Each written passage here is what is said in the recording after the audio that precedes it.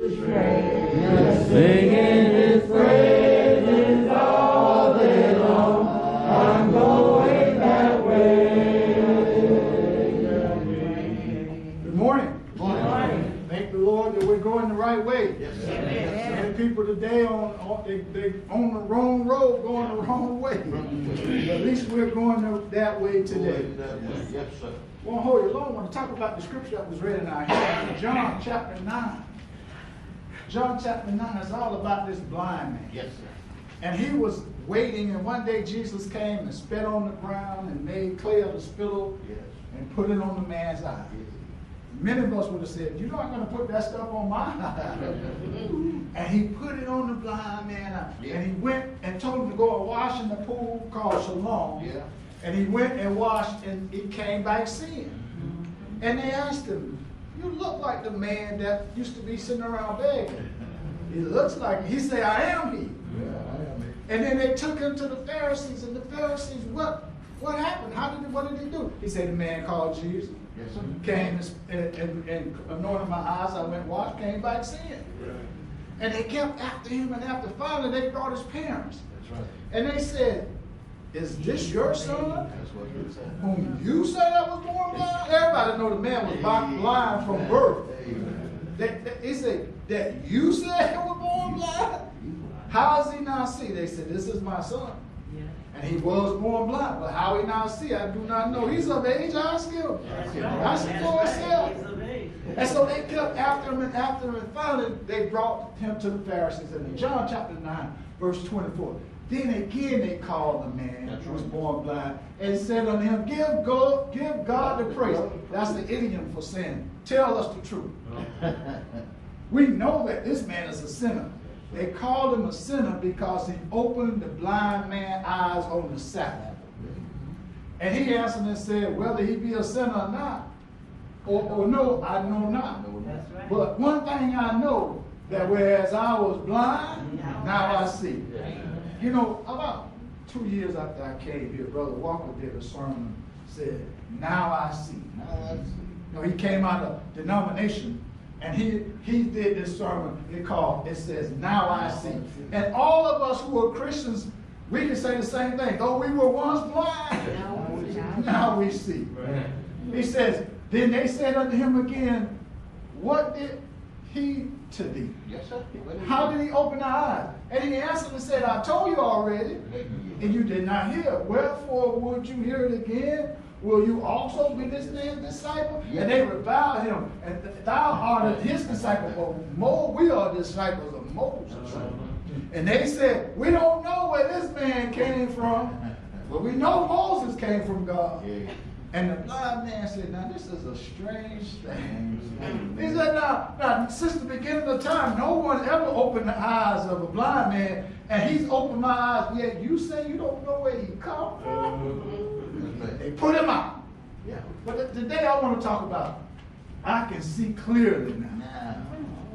Now. You ever been someplace and you go to the optometrist or ophthalmologist, where Sister Vanessa Jackson worked, and we come back and say, I can see clearly.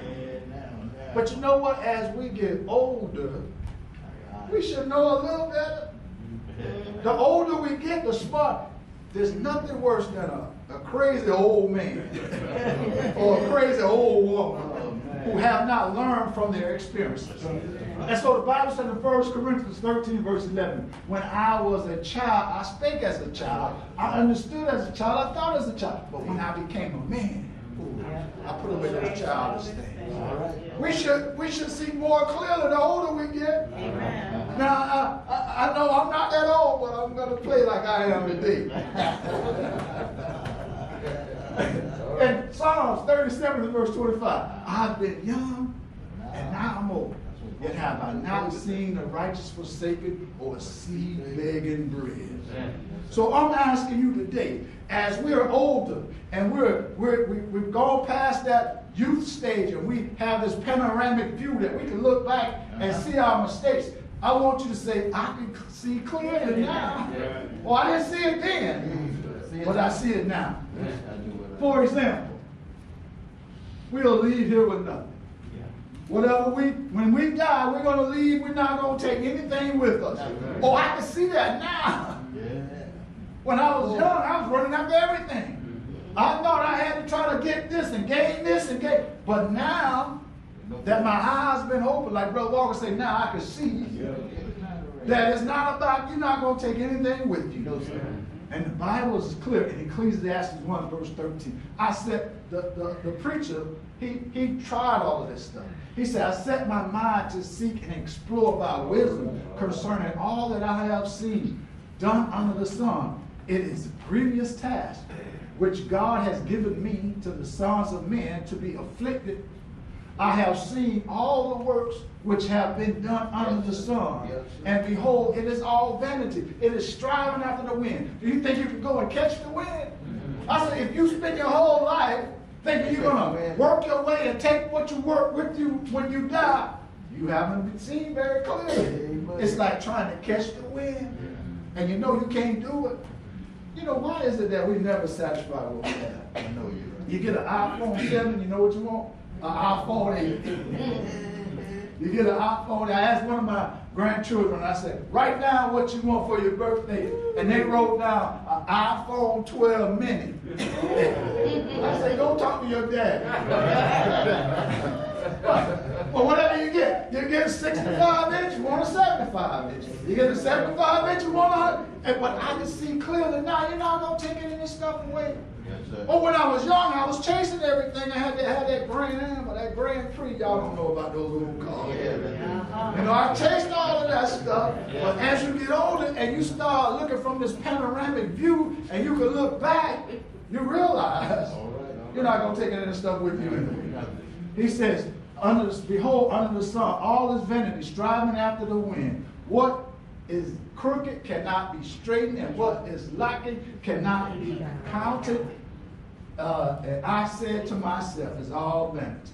And in Ecclesiastes 1 verse 13, behold, I have magnified and increased wisdom more than all who were over Jerusalem before me, and my eyes have observed a wealth and wisdom and knowledge. I have set my mind to know the wisdom and to know madness and folly. I have realized that this also is trying to catch the wind.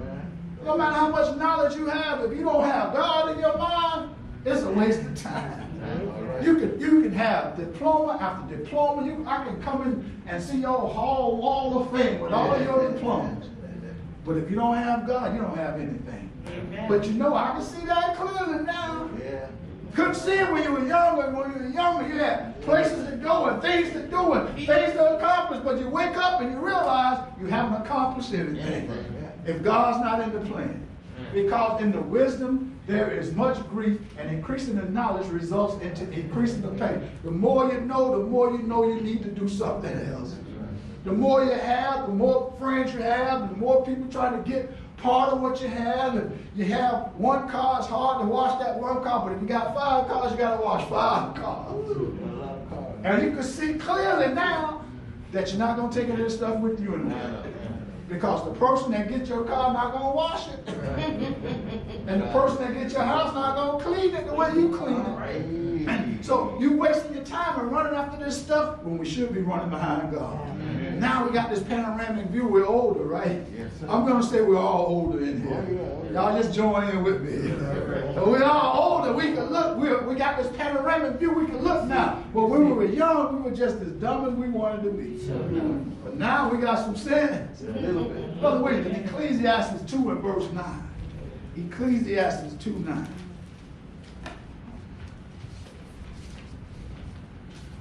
So I was great in increase, more than all that were before me in Jerusalem. Right. Also my wisdom remaineth with me.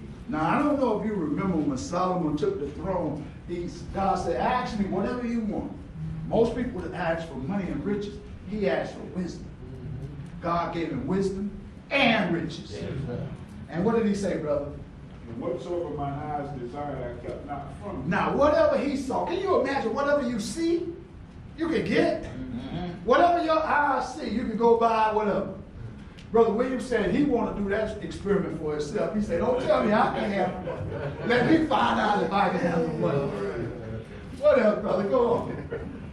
I withheld not my heart from any joy. Now, can you imagine? And what he's going to tell you is all vain. Vanity. Vanity. Do we have to go down the same road? Can you imagine everything you ever saw you want? You see that house, you go by. You see that car, whatever you want, you just go get. And you think that's going to make you happy. Guess what? You wind up not happy. Why are there millionaires that are killing themselves? Not happy. Because they're not happy. What else, brother? For my heart rejoiced in all my labor, and this was my portion of all my labor. Now he's going to tell you what he found out. Okay. Then I looked on all the works that my hands had wrought, and on the labor that I had labored to do. And behold, all was vanity and vexation of spirit. Trying to catch the wind. What good is you can't catch the wind? But we can see clearly now that you're not gonna take. You can spend all your time running behind stuff and trying to gain this, and not being satisfied with this, and wind up when you're dead. You can't take any of that stuff with you. No. You know why? Because we can see that clearly now. Right. When we were young, we couldn't understand that. That's why he said in Luke chapter 12 and verse 20, behold, but God said unto him, thou fool, this night thy soul shall be required of thee, and who shall all these things be which thou hast provided? So is he that laid up treasures for himself and not rich toward God. We wish we could grab some of these young people and say, slow down, young man. You're all about trying to get money, but if you're not laying up treasures toward heaven, you're just wasting your time. You know why? Because we can see clearly now. We got this bird's eye view. No, not only that. In Ecclesiastes and verse 12, verse 13, this is what I find. This is my clear vision. Fear God and keep his commandments. That's the whole duty of man. I wish I would have known that at 20. I wish I would have known that at 21. Well, a couple of years ago. all right. All right. But what I'm saying is, this is what we see clearly now. You need to fear God and keep his commandments. Yeah. And these young people are running around and around trying to get rich and trying to get that. But when you wind up with it all said and done, you're going to leave everything you have here. Oh, we're going to have to learn this. What else can we learn? What else do we have clear vision for? We can't please man. That's right. Oh, I can see that clearly now. No. You try to please people no matter what you do, they're not happy. No, sir. They're not satisfied. If you preach one sermon, they want another sermon. If you preach like this, why you preach? There's always somebody disgruntled. There's always somebody not happy. Yes. And you know who behind all that? The devil. The devil don't want the word to go out. And it's always something. And if you learn at a young age, you just can't please everybody. Yes, You can see clearly now, Brother Walker said, but now I see. Yes, sir. Oh yeah, you can see now that you're going to waste your whole life trying to please people. It won't work. So you got to determine that you're going to please God. If you can learn that early. You know, Brother Thomas always prayed that the young people get into church early, that they learn early, because they get a big start. Don't you know, I wish I would have been a Christian a lot earlier than I was. I can have more wisdom and more knowledge. That's right. And in Galatians 1 verse 9, as we said before, so say I now again. If any man preach any other gospel unto you than we have received, let him be accursed. For do I now persuade men or God? Or do I seek to please men? For if I yet please man, I should not be a servant of God. You can't please man and God. No, sir. And you can't please man anyway. No, sir. But I can see that now. Well, when I was younger, Brother Daniel, you know, you try to be a people pleaser. You can't be a people pleaser. There's always some haters somewhere. No matter what you do, they're gonna hate on you, brother. And so you can't please man. Brother William, in 2 Timothy 4, verse 2. 2 Timothy 4:2. You know, when Paul was getting ready to die, he said, my death is at hand. And he said, this is what I want to tell young Timothy. There's some things I want to tell you, young Timothy, before I die. And in 2 Timothy 4:2, what does he say, brother? Preach the word. Now, Timothy, I'm not going to be here. But don't go preaching your opinion. Don't go preaching your politics. I don't want to hear about Democrat or Republican. Don't go preach in the neighborhood. I don't want to hear about what's going on in the neighborhood. You preach the word. All right. What else, brother? Be instant in season, Mhm. out of season. Reprove, rebuke, exhort, with all long suffering and Right. doctrine. Uh-huh. For the time will come when they will not endure sound doctrine. Right. But after their own lust shall they heap to themselves teachers having itching ears. And they shall turn away their ears from the truth, and shall be turned on the faith. You think that time has already come? Oh, yeah. Oh, yeah. Because nobody wants to hear the truth anymore. No, sir. No, I don't want to hear that preaching. I've heard that for so many years. That's why you should be glad you're hearing it, because you don't want anything to change. The truth is the same yesterday, today, and forever. Amen. And that's what we need. But now, preacher, I don't want to hear that the woman can't take a leadership role in the church. Because where I am, Hey. they are the leaders. Well, all right.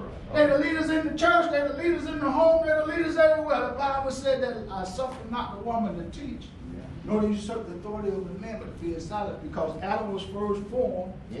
and then Eve. Amen. Well, I don't like that, preacher. Are you got But what did he tell Timothy? You preach the word. Right. You be instant in season and out of season. Oh, I know times are changing, but now we can see clearly now. Yes, sir. Because if you try to please everybody, it'll never work. You won't even make it to heaven. Because there's people out there who are offended by this. I didn't write this. No, sir. It's going to be the same 2021, 2022, and however long God allows this world to go on. Oh, if you tell people that the men are the ones who should pray publicly, what? Preacher, where do you get that from? Okay, well, 1 Timothy 2:8. I desire, therefore, that men pray everywhere, lifting up holy hands, without wrath and doubting. And by that word, men is not mankind, it's male factor. Don't believe me? Look it up. Yes, sir. The Bible says that the man should be praying over the people. Not the woman praying and the man sitting down like that. No. This is what God said. Because Adam was first formed, and then Eve. But nobody want to hear that anymore. But guess what? I can see clearly now. I don't care what you want to hear. I'm trying to make it to heaven. I'm trying to preach the word. So I can see that clear. But when you're young, you try to be people pleasers. Yes. Everything is about love and grace and kindness. But this world is not like that. This world has Satan, and Satan is trying to take us all to hell. And a lot of people, you're never going to hear this. You know what he says in 2 Corinthians 9, verse 7, Brother Williams? 2 Corinthians 9, 7. He says that you're supposed to give your means. Oh, preacher, I don't want to hear that. Preacher, I don't want to hear I have to give up my means and give not grudgingly. I don't want to hear that. And 2 Corinthians 9, 7, what does he say, brother? Every man, according as he purposes in his heart, Yes, sir. so that it give, not grudgingly or of necessity, for the Lord, for God loveth the cheerful giver. Why is it that people are upset when they have to put some money in the plate? They're doing it grudgingly. Well, you know, I got to eat. Well, God is the one that's feeding you. You can give God, you can give back.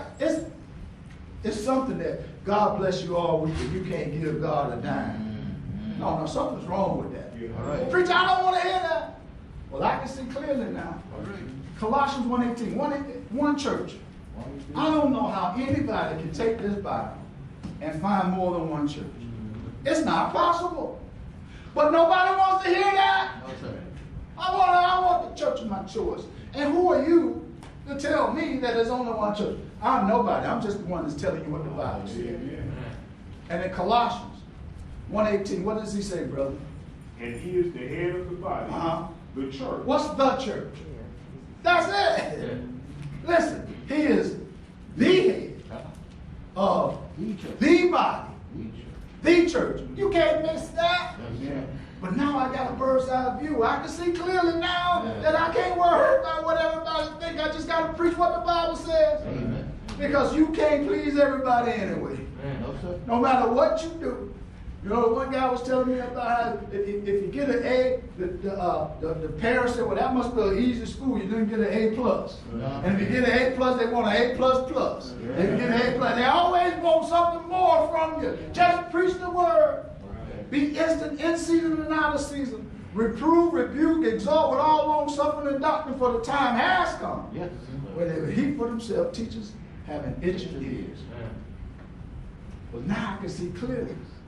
And I realized the only person I need to believe is God. Amen. Because the Bible said in Matthew 10:28, fear not him which can kill the body and not able to destroy the soul, but rather fear him which is able to destroy both soul and body in hell. Oh, I can see now. Brother Jackson, I can see. I can see clearly now. But you got to get older. And you got to get wiser. And you got to start learning and putting time in this book. Just gray hairs don't make you wise. What make you wise is opening this book and studying. And he said to the blind man said, I was blind, but now I see. I don't know. You say you don't know where it comes from, but one thing I do know. Whereas I was blind, now I see. And that's for all of us in here who are Christians. We used to be blind. Sister Sheila used to be blind, but now she can see. Amen. And we're not talking about physical sight. We're talking about spiritual sight. You can have both of your eyes removed physically, but you can still see the Lord spiritually. And that's the kind of sight you want to have. Pure sight. Also, as I get older, I can see clearly now that I don't know it all. You know, when you were young, you thought you knew everything. Well, I didn't, but most people did. Your parents tell you something, they don't know what they're talking about. You 15, you 16, they don't know what they're talking about. Yeah, they know that. The older you get, you realize, I didn't know everything. Now we got this panoramic view and realize it's better to listen than to talk. Some people, every time something going on, they talking. No, you don't know anything. What you need to do is stop talking and start listening. Because you don't know everything. In 1 Corinthians 14 and verse 36, Brother Williams, the Corinthians thought that it was all about them. They had these spiritual gifts, and they thought nobody could tell them anything. And in 1 Corinthians 14 and verse 36, what does he say there, brother? What? Came the word of God out from you? Or came it unto you only? If any man think himself to be a prophet or spiritual, let him acknowledge that the things that I write unto you are the commandments of the Lord. He said, who do you think you are? You think the word came out from you or from? It's not about you. It came from God. And you better listen to what Paul said, because Paul said, say that again now. If any man think himself to be a prophet or spiritual, let him acknowledge that the things that I write unto you are the commandments of the Lord. People don't want to listen to Paul. Paul said, no, it's not my word. It's the commandments of the Lord. Amen. But they thought it was all about them. And 1 Corinthians 4:7, Brother Williams. 1 Corinthians 4:7. For who maketh thee to differ from another? And what hast thou that thou didst not receive? What do you have that you haven't received? You say, I got a family. Who gave it to you? You got a home. Who gave it to you? You got health and strength. Who gave it to you? You're walking around now without COVID. Who gave it to you? You're walking around and you're blessed on every side. Who gave it to you? God. What do you have that you didn't receive? Nothing. Everything that we have of God is the one that blessed us. But I can see that clearly now. All right. When you young, you think you could walk around with your shirt off? And you never gonna get a cold or anything? Nothing, You can hop on a freight train. You think you can do anything? I told Brother Thomas one time, I said, I can run between these raindrops. Brother Thomas said, boy, you just... You think you can do it? I thought I could do it.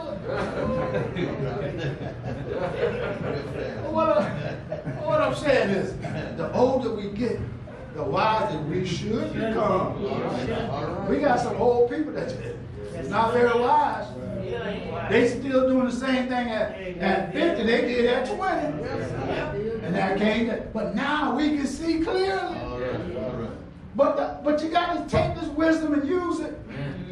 The Bible says in 1 Corinthians 4:10, and Paul was saying to these Corinthians, we are fools for Christ's sake, but you are wise in Christ. We are weak, but you are strong. You are distinguished, but we are dishonored. To the present hour we both hunger and thirst, and we are poorly clothed and beaten homeless. And we labor working with our own hands, being reviled. We bless, being persecuted. We endure being defamed. Yeah. We have been made as the filth of the world. But you're so great, though. We're going through all of this, but you're great. And what I'm trying to tell you is that we have to understand we don't know it all. All right. No matter what you think you know, you don't know it all. Amen. You need to learn to shut your mouth and be quiet and listen sometimes. All right. That's what we have to learn when we get older. It's a sad thing to see an old person running their mouth all the time and don't know what they're talking about. Amen. A younger person should know more than an older person. But if we put our time in this Bible, we'll be what God will have us. Yes, sir. Paul said, we're fools, but you're wise. You're wise. And there's people who think no matter what they say, they're right. And they can't understand how come you don't see it their way. And then I never thought about it like this, because I never thought about it like that, it means it's not right. No! You have to understand everybody has their own opinion. And we don't know it all.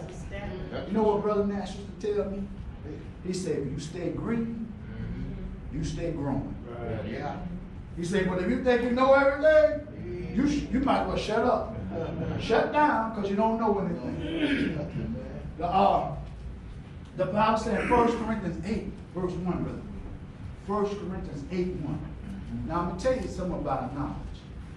When you know a little something, you walk around like you somebody. You get fucked up. You know, one guy was a code enforcement in the house I had over there. And he was trying to tell me, you got to do this, Mr. Jackson. You got to do this. Man, who you think you're talking? That's not, I don't mind doing it, but it's not what you say. It's how you say it. Because knowledge puffs you up like you're somebody. You get a couple of degrees and you think you're somebody. Yes, sir. But there's one thing better than knowledge. That's love. Love. Love will cause you to treat people the way you want to be treated. Yeah. And in 1 Corinthians 8, verse 1, what does he say there, brother? Now, as touching things offered unto idols, Uh-huh. we know that we all have knowledge. Uh-huh. Knowledge puffeth up, Right. but charity edifies. Now, under that old system, they couldn't eat certain meats that came from idols. And he said, you know that, but you get puffed up. He said, but rather say it in love. Say it in a way that you can try to help somebody. You don't go around and say, well, you know that doesn't make any sense. That's wrong. You just say it in a way that you can gain the prosperity. He said, knowledge puffs up, but love edifies. See, we don't know it all. Right. You got to treat people right. And Proverbs 12, verse 1, whoever loves instruction loves knowledge. Yeah. But he who hates correction is stupid. Somebody ought to be able to tell you something sometime. You don't know everything about everything. All right. You know you have to learn how to say yes, ma'am. No, ma'am. Yes, sir. No, sir. You know, even if you don't want it, you keep your mouth shut and you let them tell you because you don't know everything. But now we got this panoramic view. We can see clearly now. Yes, sir. But when you're 15, 16, 20, 21, you think you know everything. All right. Nobody can't tell you. But now, guess what? I can see clearly. Now you can see. I can see clearly. Brother, what did I know? I didn't know it. But this is how you see clearly. And James 1:19. Wherefore, my beloved brother, let every man be swift to hear and slow to speak. You got to learn that. You got to learn. You got 2 ears and 1 mouth. Yeah. You ought to listen twice as much as you talk. Be swift to hear and slow to speak. That's what you learn with this bird's eye view. When you see clearly, when you up in the sky looking back on your life, you realize you didn't know everything. And now it's time to listen to what other people say, even though you might not want to take it.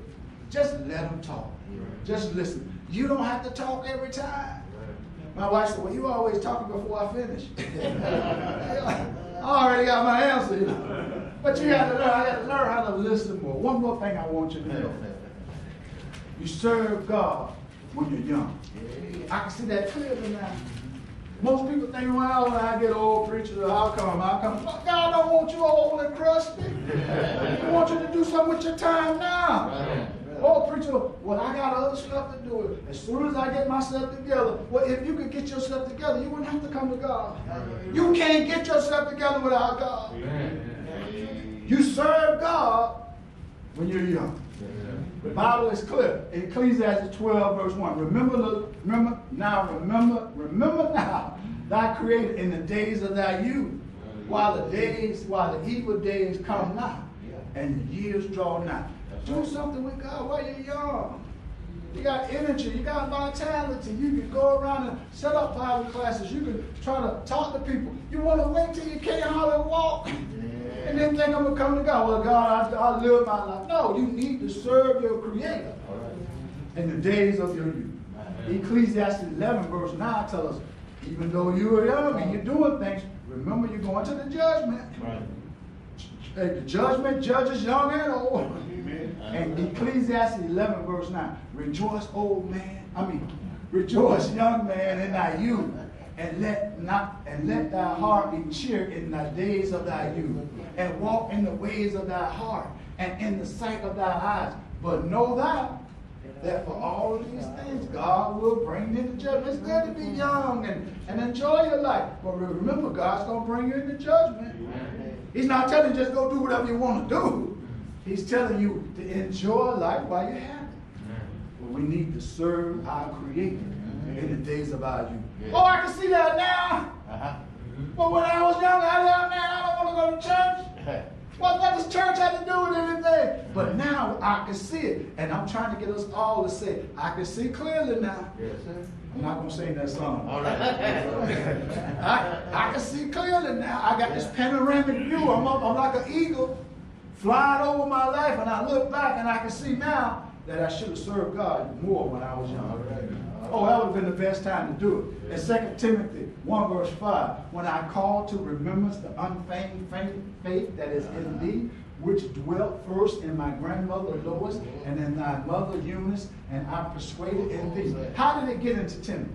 Because his mother and his grandmother put it into him when he was young. But I can see that now. But when you're young, you don't want to study the Bible.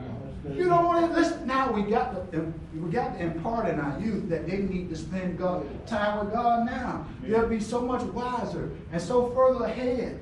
You know, you ever felt like you just need to learn? That's the way you feel when you come to the Lord late. You feel like you're behind when you're young and you're raised in the body of Christ and you realize what Jesus will have you to do. You can see it clearly.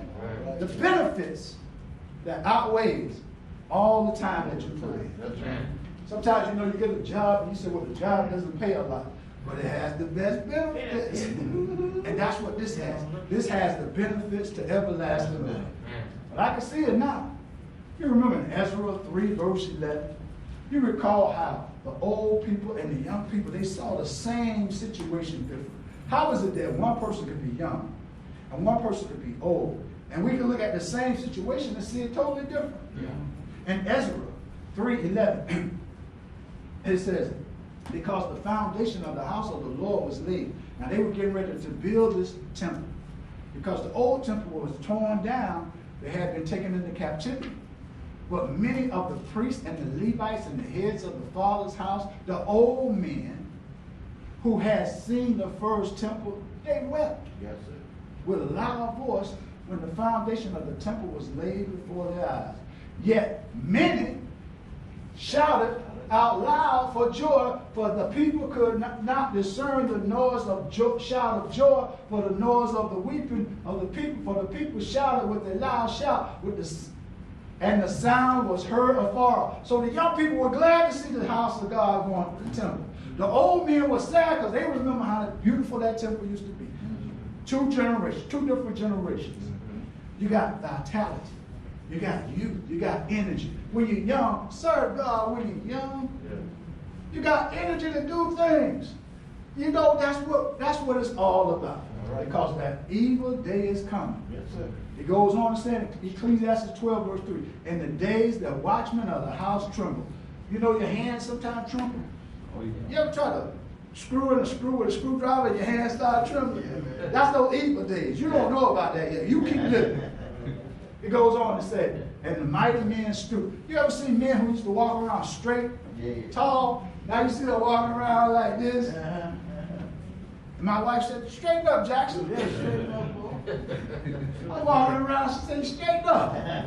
What I'm trying to tell you, you need to serve God when you're young, when you have some vitality. When you don't have these problems, he goes on to say, and the grinding ones stand idle because they are few. Now, what are the grinding ones? What do you grind your food with? And you know what they become? Few. You got to understand you need to serve God. When you have all of these things, when you have youth and vitality, because the evil days are coming. You don't want to smile in anybody's face with just a few teeth.